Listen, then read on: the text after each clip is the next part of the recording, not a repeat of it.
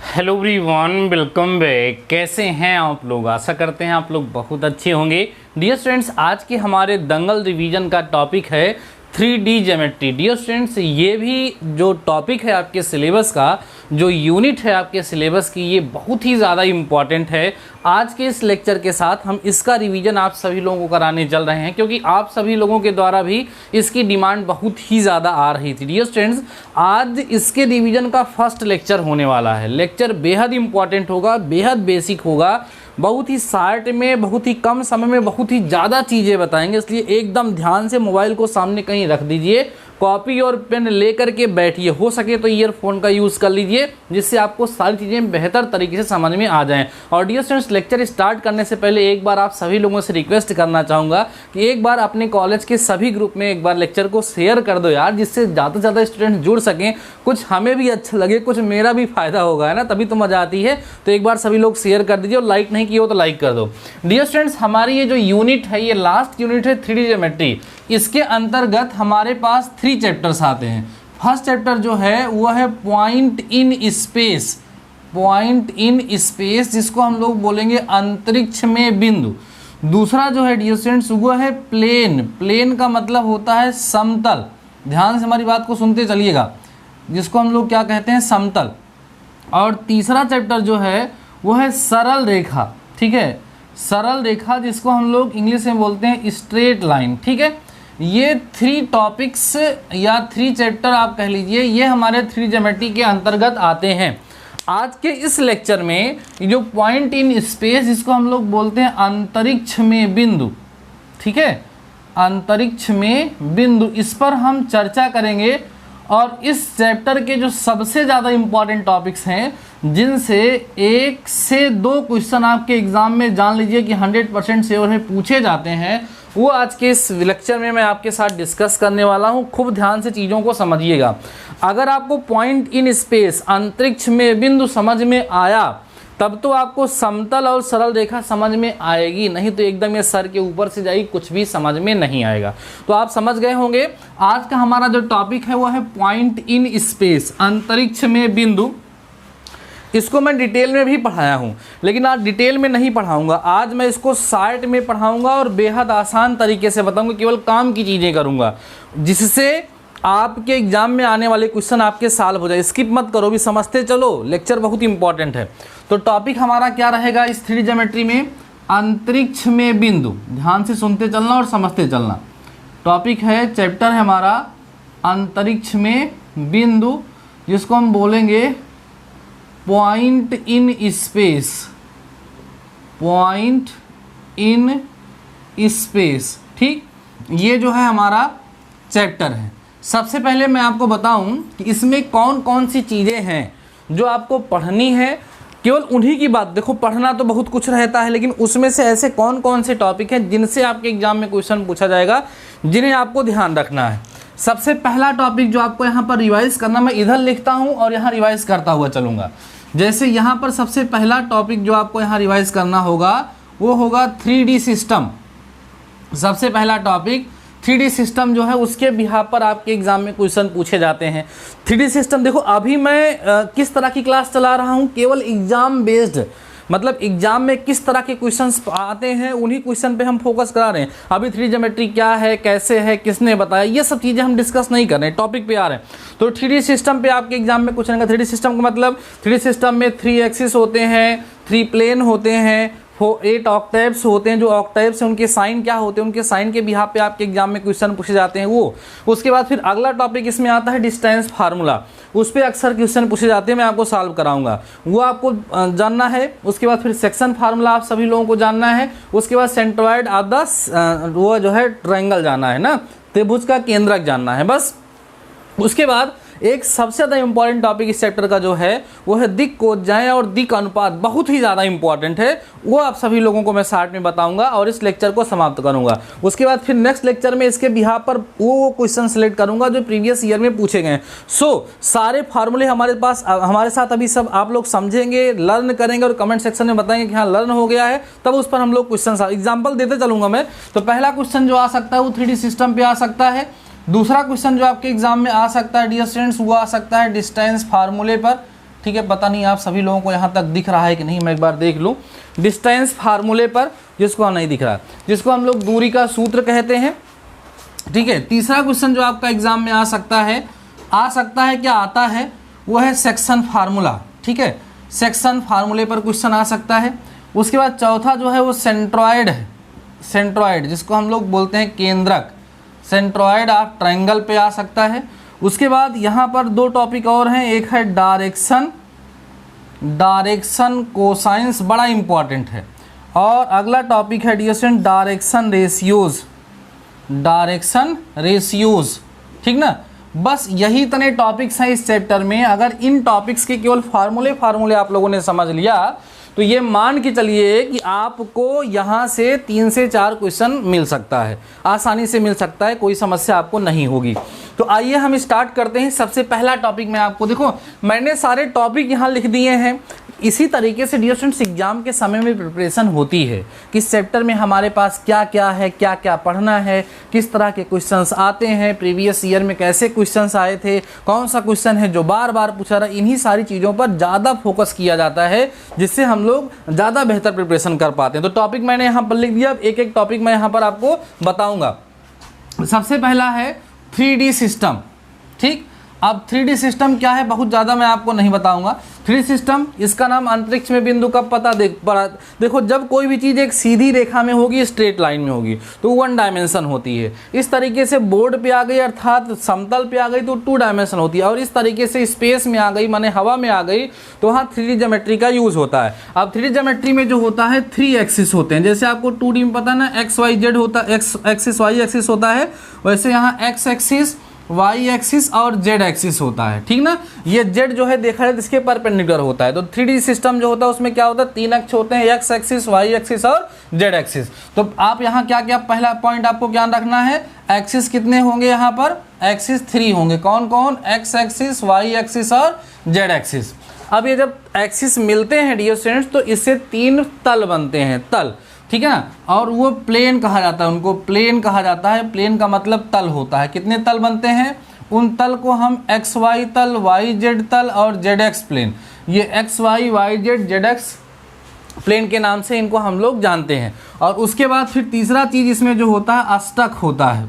क्या होता है, अष्टक, ऑक्टेव्स इसको या ऑक्टेंट्स कह सकते हैं आप लोग। जैसे उसमें चतुर्थांश होता है 2D ज्योमेट्री में, वैसे इसमें ऑक्टेव्स होते हैं। बात समझ में आ रही है। तो 3D सिस्टम क्या है, 3D सिस्टम में 3 एक्सिस होते हैं, X axis Y axis Z axis, 3 plane होते हैं, एक्स वाई वाई जेड और जेड एक्स प्लेन होते हैं। अष्टक होते हैं कितने, 8 अष्टक होते हैं। जैसे चतुर्थांश, जैसे 2D ज्योमेट्री में क्या होता है, 2 अक्ष होता है, एक्स अक्ष और वाई अक्ष, 4 चतुर्थांश होते हैं ना। उसी तरीके से इसमें 3 एक्सिस होंगे, 3 प्लेन होंगे और 8 क्या होंगे, अष्टक होंगे। अब पहला क्वेश्चन जो आता है वो अष्टक के चिन्ह के आधार पर आता है। जो अष्टक होते हैं उनको पहला, दूसरा, तीसरा, चौथा, ठीक है, 5वां, 6वां, 7वां और 8वां अष्टक के नाम से जाना जाता है। अब इनका चिन्ह ध्यान से समझ लो आप लोग, क्योंकि 3 एक्सिस है इसलिए 3 चिन्ह होता है। अगर आपको याद हो कि अगर हम 2D सिस्टम में इसका चिन्ह कैसा होता है, प्लस प्लस होता है, इसका कैसा होता है, माइनस प्लस होता है ना डियर स्टूडेंट्स, इसका माइनस माइनस होता है और इसका प्लस माइनस होता है, ऐसा सबको पता है ना। तो वैसे इसमें क्या करो आप लोग, सबसे प्लस में इसका लिखो, यही प्लस प्लस होता है ना, इधर देखो यहाँ पर आप लिखो यक्स, यहाँ एक्स होगा, यहाँ वाई होगा और यहाँ जेड होगा। मतलब एक्स कैसा होगा, वाई कैसा होगा और जेड कैसा होगा। इसके बिहाफ पर आपके एग्जाम में क्वेश्चन पूछाता है। मैं इसको याद करने की सिंपल सी ट्रिक आपको बता दे रहा हूँ। देखो सबसे पहले आप जब फर्स्ट क्वाड्रेंट की बात करेंगे तो 1 से 4 तक के लिए यही जो आपको पता है यही लिख दीजिएगा। प्लस प्लस प्लस माइनस, देखो ध्यान से, ये माइनस प्लस होता है ना, तो यहाँ लिखो माइनस प्लस, फिर माइनस माइनस, उसके बाद फिर प्लस माइनस। ये हमने क्या कर दिया, पहले दूसरे तीसरे चौथे का लिख दिया और यहाँ भी चौथे तक पहुँच गया। अब ये जो जेड वाला है इसके सब में प्लस लगा दो, इसके सब में क्या कर दो, प्लस लगा दो। ये फर्स्ट ऑक्टेव, ये सेकेंड, ये थर्ड, ये फोर्थ का हो गया। इसका साइन प्लस प्लस प्लस, इसका माइनस प्लस प्लस, इसका माइनस माइनस प्लस, इसका प्लस माइनस प्लस हो गया। और जब छठवें से आना हो तो फिर से यही लिख दो आप, क्या प्लस प्लस होता है, माइनस प्लस होता है, ठीक है ना। सब उसके बाद फिर आएंगे तो माइनस माइनस होता है, फिर प्लस माइनस होता है। अब क्या करो, ये जो थर्ड जेड वाला है इसमें सब में क्या लगा दो, माइनस लगा दो। ये आपको 8 के 8 ऑक्टेव्स के साइन आसानी से याद हो जाएंगे। कितना आसान है भाई, अगर 2D ज्योमेट्री वाला आपको याद है तो उसी में एक बार लगा देना क्या, प्लस, सब में लगा देना, तो 1 से 4 का तैयार हो गया। उसके बाद सब में लगा देना क्या, माइनस, तो सबका 6 से लेकर के 8 तक का क्या हो गया, तैयार हो गया। तो कभी कभी एग्जाम में क्वेश्चन आता है इसे 2, 3, 4 लिखा हुआ है या 2, 3, -4 लिखा गया है, तो आपसे पूछा है कि बताओ ये किस ऑक्टेव्स में होगा, किस अट्ठांश में होगा। तो माइनस जान ले, यहाँ जेड अगर माइनस है जान लो 1 से 4 तक तो है नहीं, फिर हो कहाँ सकता है, 6, 7 या 8 में। तो 6 का चिन्ह कैसा होगा, प्लस प्लस माइनस, ये देखो 6 वाले का नहीं, 5th का प्लस प्लस माइनस होता है, तो इसका माइनस प्लस ये, तो इसका 21 ऑक्टेव में पाया जाएगा, 5th में जाकर के पाया जाएगा। ये जो आपकी वो वाली बुक है, क्या बोलते हैं, आपके पास जो सार्थक की बुक है उसमें थोड़ा सा गलत दिया गया है, जो मैंने लिखा ये पूरी तरीके से सही है, इसको ध्यान रखिएगा। क्या करना, आपको तरीका याद हो गया होगा आप लोगों को कि क्या करना, 1st, 2nd, 3rd, 4th तक पहले वही जो पुराना था वही लिख देना, उसके बाद जेड वाले में सब में प्लस लगा देना। उसके बाद जब 6 से लेकर के 8 तक, 5th से लेकर के 8 तक लिखना है तो वही पुराना लिख देना और सब में नीचे क्या लगा देना, -1 से लेकर के 4 तक, उसके बाद 5th से लेकर के 8 तक अपने आप जो है ऑक्टेव्स के साइन तैयार हो जाएंगे। तो ये पहला क्वेश्चन है 3D सिस्टम पर। इस पर क्वेश्चन क्या पूछा जा सकता है, जरा इसको देखो। अगर इसमें पूछा जाएगा तो क्वेश्चन पूछा जाएगा अगर कोई पॉइंट एक्स एक्सिस पे है तो उसका कोऑर्डिनेट कैसा होगा। तो ध्यान रखो, अगर किसी पॉइंट का कोऑर्डिनेट, कोई पॉइंट एक्स एक्सिस पे होगा तो हाँ उसका कोऑर्डिनेट एक्स, वाई, 0 होगा। क्योंकि अगर कोई पॉइंट एक्स एक्सिस पे है तो वहाँ वाई और जेड क्या होगा। ध्यान से सुनो यार, बोर मत हो, ध्यान से सुनते चलो और नोट करते चलो सारी चीज़ों को। अगर कोई पॉइंट, एग्जाम में क्वेश्चन पूछा जाएगा कि एक पॉइंट है जो कहाँ है, एक्स एक्सिस पे है, तो उसका कोऑर्डिनेट कैसा होगा, तो कैसा होगा, एक्स, वाई, 0 टाइप का हो, क्योंकि वहाँ पर वाई और जेड 0 होगा। अब इस लॉजिक का यूज हम आगे भी चल के करेंगे। हमसे कहे कोई पॉइंट एक्स एक्सिस पे है उसका कोऑर्डिनेट बताओ, तो अगर हम जान जाएंगे वो पॉइंट एक्स एक्सिस पे है तो उसको कैसे लेट करेंगे, x, 0, 0। वैसे अगर कहेगा कोई पॉइंट y एक्सिस पे है तो कोऑर्डिनेट कैसा होगा, बोलो 0, y, 0 होगा। कहीं कहीं z एक्सिस तो y 0, 0, क्या होगा, z। कहने का मतलब x एक्सिस पे है तो y और z 0 होगा, y एक्सिस पे है तो x और z 0 होगा, और z एक्सिस पे है तो हमारा x और y क्या होगा, 0 होगा। पहला क्वेश्चन यहाँ से बन सकता है। उसके बाद फिर पूछा जाएगा अगर कोई पॉइंट एक्स वाई प्लेन में है तो क्या होगा, एक्स वाई प्लेन में है तो एक्स और वाई रहेगा, जेड 0 हो जाएगा। और वैसे वाई जेड प्लेन में है तो फिर क्या होगा, वाई और जेड रहेगा लेकिन यक्स क्या हो जाएगा, 0। अगर जेड एक्स प्लेन में है तो क्या होगा, बोलो यक्स और जेड रहेगा, वाई क्या हो जाएगा, 0। ये यहाँ से क्वेश्चन आपके बन सकते हैं। तो यहाँ जो मैंने बताया कि पहला क्वेश्चन कहाँ से बनेगा आपका, 3D सिस्टम से बनेगा। अगर 3D सिस्टम से बनेगा तो कितने तरह का क्वेश्चन बनेगा, एक एक्सिस के आधार पर, एक प्लेन के आधार पर, और एक इसके आधार पर ऑक्टेव्स के आधार पर, अष्टक के आधार पर। प्लेन के आधार पर कैसे, अगर कोई पॉइंट एक्स एक्सिस पे है तो क्या होगा, वाई एक्सिस पे है तो क्या होगा, जेड एक्सिस पे है तो क्या होगा। और प्लेन के आधार पर अगर कोई एक्स वाई प्लेन में है तो क्या होगा, वाई जेड प्लेन में है तो क्या होगा, और जेड एक्स प्लेन में है तो क्या होगा। अष्टक के स्थान पर क्या होगा, उससे पूछेगा कि किस अष्टक का चिन्ह कैसा होता है, या कोई पॉइंट देकर के आप सभी लोगों से पूछ लिया जाएगा कि बताओ ये पॉइंट किस अष्टक में है। आई होप इतनी चीजें आपको समझ में आ गई होंगी। इसको फटाफट से आप सभी लोग नोट भी कर लिए होंगे। ध्यान से चीजों को समझते चलो, ये बेसिक चीजें हैं, बहुत कम समय में बहुत ज्यादा आपको बताने का प्रयास कर रहा हूँ डियर स्टूडेंट, ध्यान से समझते चलना आप लोग, ठीक है ना। अगला टॉपिक हमारा जो है वो डिस्टेंस फार्मूला है। सारी चीजें खूब आसानी से याद कराऊंगा, बस सुनते चलो आप सभी लोग। बस अगला टॉपिक हमारा क्या है डियर स्टूडेंट्स, डिस्टेंस फार्मूला। ठीक, डिस्टेंस फार्मूला जिसको हम लोग दूरी का सूत्र कहते हैं, या आप लोग इसको दूरी सूत्र कह सकते हैं। ये फार्मूला सबको पता होता है।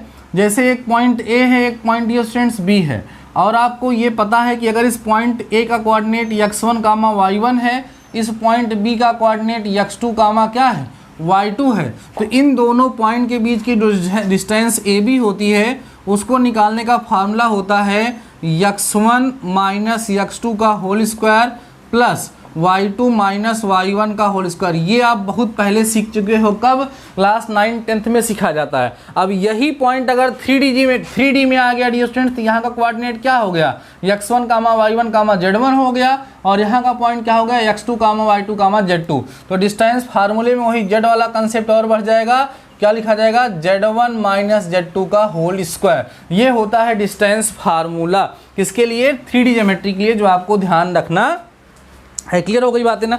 3D ज्योमेट्री के लिए ये होगा x1 माइनस x2 का whole square plus y1 minus y2 का whole square plus z1 minus z2 का होल स्क्वायर। आई होप आपको ये फार्मूला याद होगा। कहाँ कहाँ यूज़ करते हैं, दो पॉइंट के बीच के डिस्टेंस को फाइंड करने के लिए यूज़ करते हैं, या कभी कभी कोई 3 पॉइंट दे दिया, जैसे 3 पॉइंट दे दिया A B C 3 पॉइंट दे दिया गया, तो 3 पॉइंट से पूछता है आपसे किस तरह का ट्रायंगल बनेगा। तो डिस्टेंस फार्मूले से AB निकालेंगे, BC निकालेंगे, CA निकालेंगे, 3 साइड्स इक्वल हो जाएंगी तो इक्विलेटरल ट्रायंगल माने समबाहु त्रिभुज हो जाएगा। कोई 2 साइड इक्वल हो जाएंगे तो समद्विबाहु त्रिभुज अर्थात समझ रहे हैं आप लोग त्रिभुज हो जाएगा, या आइसोसेलेस मतलब पता चल जाएगा हम लोगों को ना। तो इसका यूज़ तो आप लोग भरपूर तरीके से कर भी चुके हो, जैसे आप 2D ज्योमेट्री में करते थे वैसे इसका यूज़ हम लोग 3D ज्योमेट्री में करेंगे, और इसका यूज़ करके हमारे एग्जाम में क्वेश्चन पूछा जाता है। अब अगला आ जाइए सेक्शन फार्मूला, जिसको हम लोग बोलते हैं विभाजन सूत्र। आपने पढ़ा है, इसको भी पुराना ही है, विभाजन सूत्र, जिसको डियर स्टूडेंट्स हम लोग क्या कहते हैं, सेक्शन फार्मूला। ठीक है, सेक्शन फार्मूला आराम से समझते चलो, कंफ्यूज बिल्कुल मत होइएगा।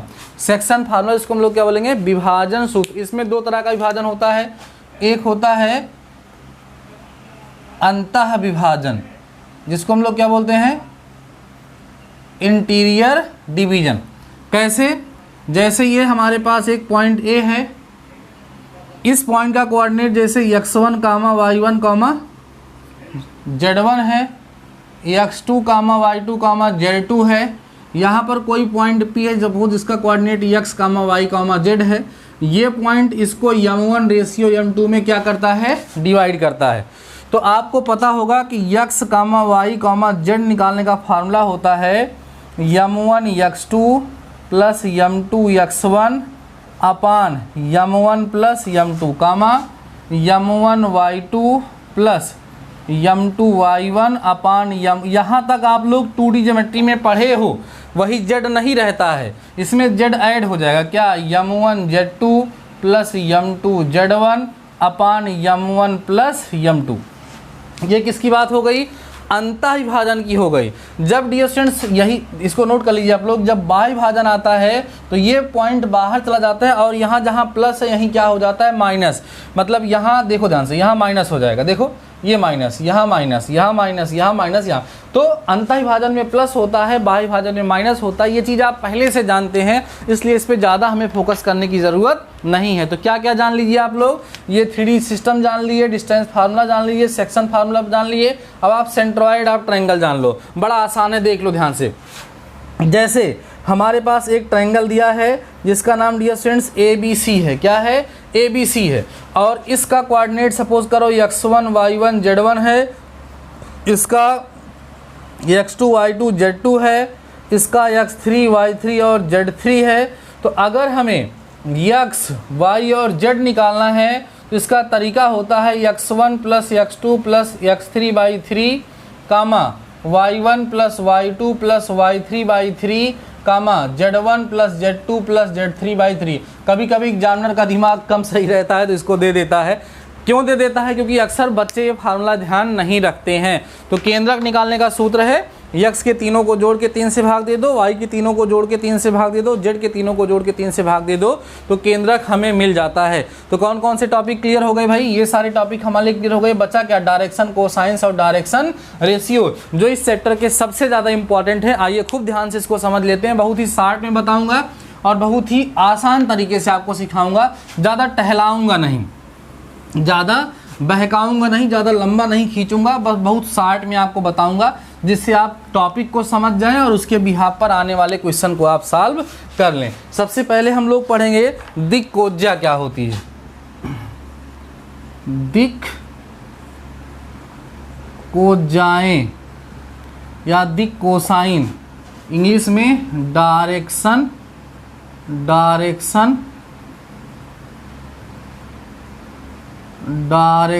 कोसाइंस कहते हैं। ये टॉपिक हम लोग सबसे पहले समझेंगे कि दिक् कोज्या, कभी कहीं दिक् कोसाइन भी लिखा था, बात एक ही है। सबसे पहले हम लोग जानेंगे दिक् कोज्या होती क्या है, ज़रा ध्यान से समझ लो सभी लोग। जैसे ये हमारे पास 3D सिस्टम है, ये x एक्सिस है, ये y एक्सिस है और ये z एक्सिस है। ये कोई लाइन जा रही है तो जाहिर सी बात है ये एक्स एक्सिस से कुछ एंगल बनाएगी, वाई एक्सिस से कुछ एंगल बनाएगी और जेड से भी कुछ एंगल बनाएगी। ये एक्स एक्सिस से जो एंगल बनता है उसको अल्फा से, इसको बीटा से और इसको गामा से डियर स्टूडेंट्स क्या करते हैं हम लोग डिनोट करते हैं। इस चीज़ को ध्यान रखिएगा। किसी भी लाइन के द्वारा जो 3D ज्योमेट्री में है वो एक्सिस से जो एंगल बनाती है उसको अल्फा बीटा गामा से दिखाते हैं। और ये हमारा कॉस अल्फा, कॉस बीटा और कॉस गामा जो होता है इसी को डियर स्टूडेंट्स डायरेक्शन कोसाइंस कहा जाता है। क्या कहा जाएगा? डायरेक्शन कोसाइंस कहा जाता है। इसी को हम लोग दिक्कोज्जाएं कहते हैं। क्या कहते हैं? दिक्कोज्जाएं कहते हैं। जैसे अगर कोई भी लाइन, जैसे कह दिया जाए कोई लाइन एक्स अक्ष से 30 अंश का कोण बना रही है, वाई अक्ष से 60 अंश का, जेड अक्ष से कुछ और बना दिया तो 45 दे दिया, कोई भी ऐसे नॉर्मली ले रहे हैं, बहरहाल ये ठीक नहीं है जो हमने लिखा है, ऐसा दिया गया है। आपसे पूछा गया उसकी डायरेक्ट कोसाइन बताओ तो क्या होगा? cos 30, cos 60 और cos 45 सॉल्व कर लेंगे, उसकी डायरेक्शन कोसाइंस मिल जाएंगी। तो समझ गए आप लोग बात। जब कोई भी लाइन अक्षों से जो कोण बनाएगी उस कोण के cos के मान को उसकी दिक्कोज्जा, उसकी डायरेक्शन कोसाइंस कहते हैं। डायरेक्शन कोसाइंस को LMN से दिखाते हैं, इसलिए L equal to cos alpha लिखा जाता है, M equal to cos beta लिखा जाता है और N equal to cos gamma लिखा जाता है। इस चीज़ को आप लोग ध्यान रखिएगा। इस तरीके से ये लिखा जाता है। ये LMN क्या है बोलो? LMN जो है डियर स्टूडेंट्स ये क्या है? डायरेक्शन कोसाइंस है, या जिसको हम लोग दिक कोसाइन या डायरेक्शन कोसाइंस या दिक्कोज्जा हम लोग बोलेंगे। इतनी बात सबको समझ में आ चुकी होगी। अब डियर स्टूडेंट्स उसके बाद आता है दिक अनुपात। ही छोटा सा समझ लो बस। दिक अनुपात क्या होता है जरा समझ लो आप। दिक अनुपात क्या होता है? ठीक, दिक अनुपात जो होता है वो, जैसे दिक अनुपात को जनरली ए बी और सी से दिखाते हैं, और ए डायरेक्टली प्रोपोर्शनल होता है एल के, बी प्रोपोर्शनल होता है एम के, और सी जो होता है डियर स्टूडेंट्स वो प्रोपोर्शनल होता है एन के।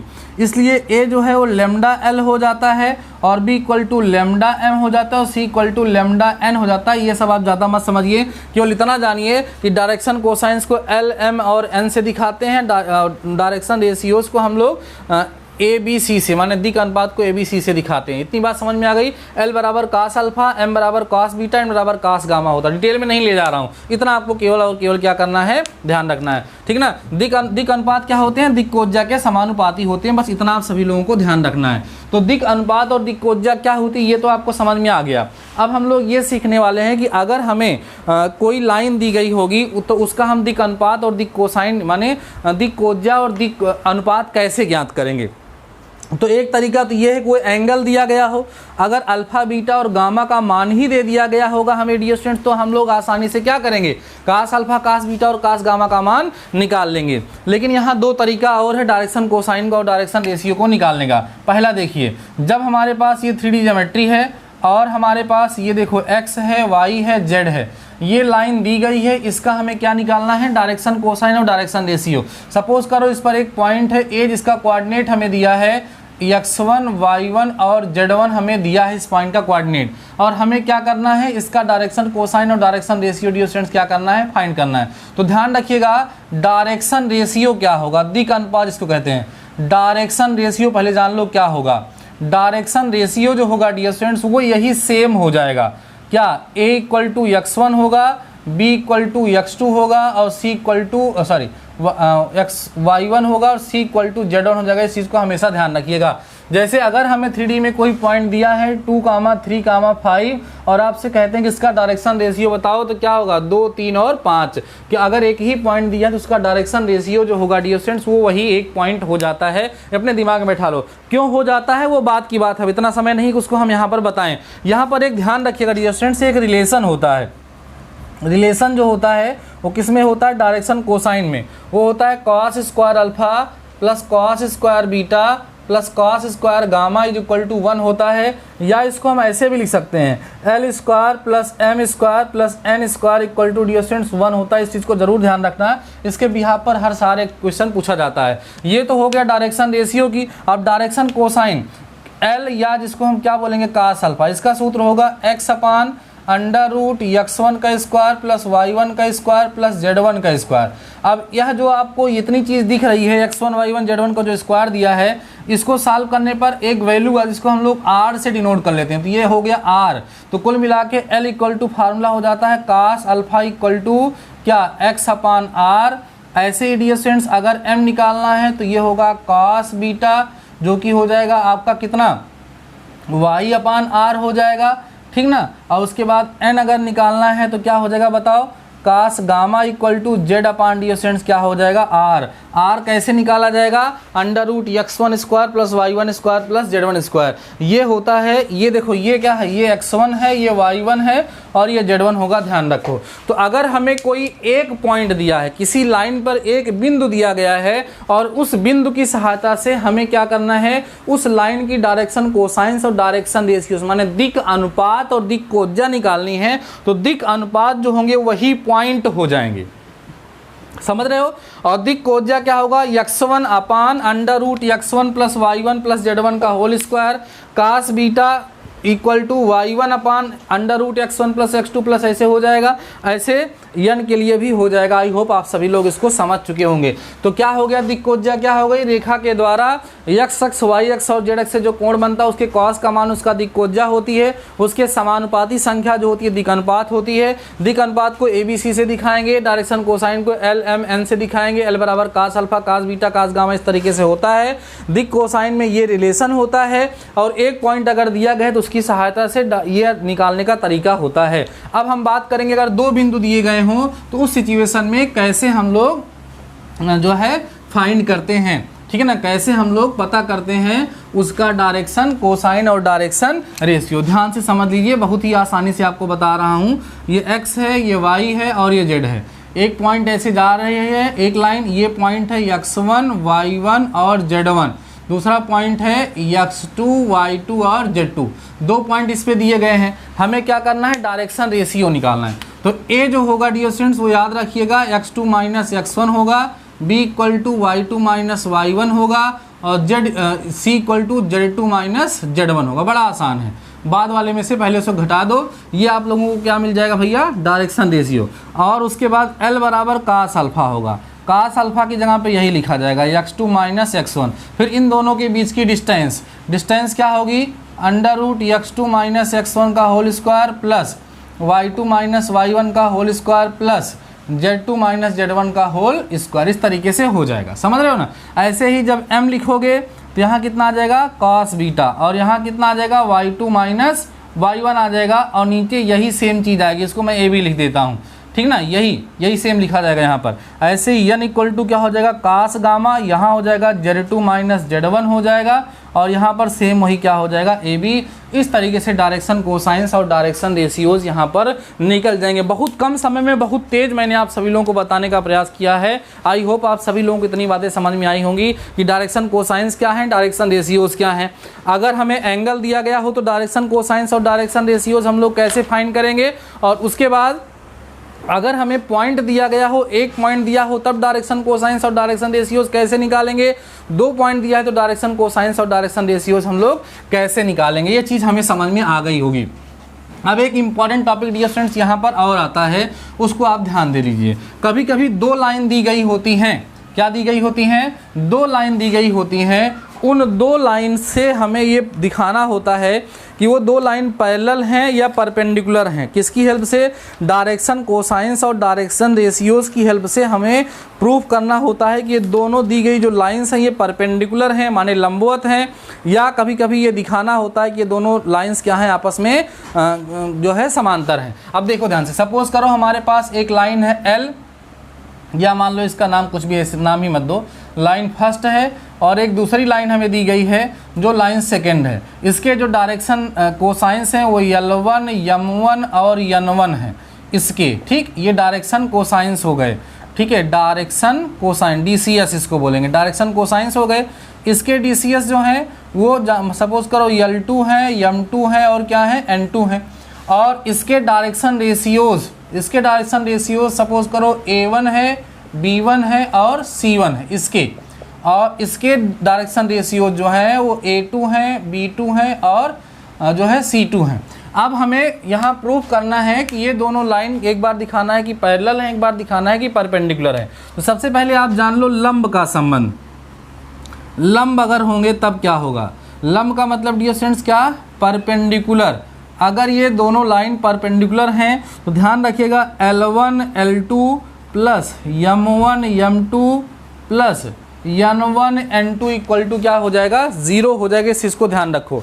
ऐसे ये दिखा दो या आप ऐसे भी कह सकते हो A1 A2 plus B1 B2 plus C1 C2 equal to 0 आएगा। अगर ये लंब होंगी तो दूसरी कंडीशन किसकी आती है? समांतर की आती है।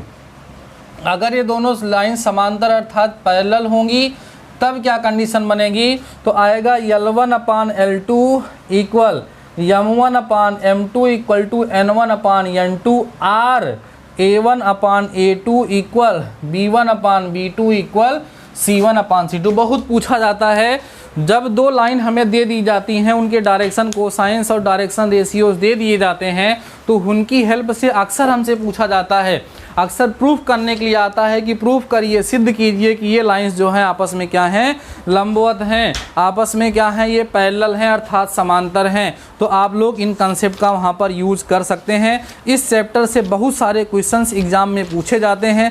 जिस टॉपिक के आधार पर क्वेश्चंस आप सभी लोगों से पूछे जाते हैं वो सारे टॉपिक्स मैंने यहाँ पर केवल आधे घंटे के लेक्चर में कवर करने का प्रयास किया है।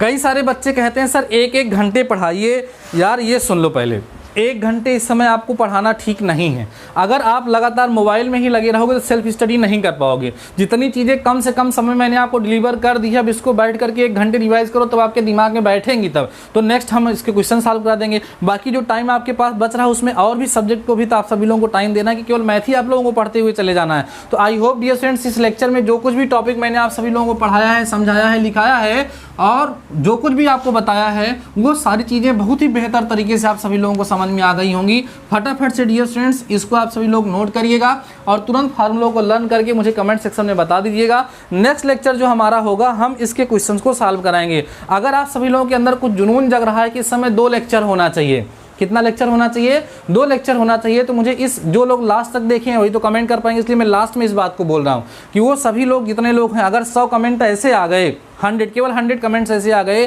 कि हाँ सर 2 लेक्चर दीजिए, तो कल से ही 2 लेक्चर आप सभी लोगों को मिलने लगेगा। बाकी इसके लिए ज़रूरी है कि आप सभी लोग बाद में पूरा वीडियो देख रहे हैं, जो लोग अपने दोस्तों के साथ शेयर करके उनसे बोलिए कमेंट करने के लिए। कम से कम 100 बच्चे तो ऐसे हों हमारे कि जो चाहते हों 2 लेक्चर हो। तो एक मैं जो है आपको दोपहर में 3 बजे के आसपास दे दूंगा, दूसरा लेक्चर इसको जो 7:30 बजे उसको 8 बजे शिफ्ट कर दूंगा। 2 लेक्चर आपका हो जाएगा और ज़्यादातर टॉपिक आपके एग्जाम तक जो है रिवाइज हो जाएंगे। बाकी डियर स्टूडेंट्स आज के इस लेक्चर में, आज के इस वीडियो में बस इतना ही। मिलते हैं नेक्स्ट लेक्चर के साथ, नेक्स्ट टॉपिक के साथ। तब तक के लिए शानदार रहिए और पढ़ते रहिए।